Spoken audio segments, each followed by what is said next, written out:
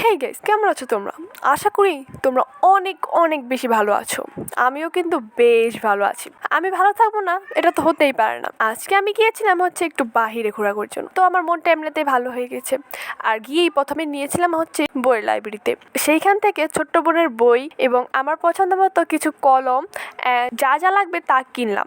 কিনে আমার প্রয়োজনের জন্য গিয়েছিলাম মুদির দোকানে। সেখান থেকে আমার আম্মু যা যা লাগবে তা কিনলো। কেনার পরে আমরা গিয়েছিলাম হচ্ছে কসমেটিকের দোকানে, শোপিসের দোকানে। আমি সেখানে গিয়ে দেখি ও মা, এই আমি কোথায় চলে আসলাম? এটা কি আবার কোনো স্বপ্নের রাজ্য নাকি? কিন্তু না, সেখান থেকে আমি আমার জন্য একটা খুবই প্রয়োজনীয় একটা জিনিস, যেটা হচ্ছে আমার ঘড়ি, সেটা কিনলাম। আর আমি সকালবেলা ঘুম থেকে একেবারেই উঠতে পারি না, তার জন্য আমার পড়ার দেরিও হয়ে যায়। তার জন্য আমার আম্মু আমাকে একটা ঘড়ি কিনে দিল।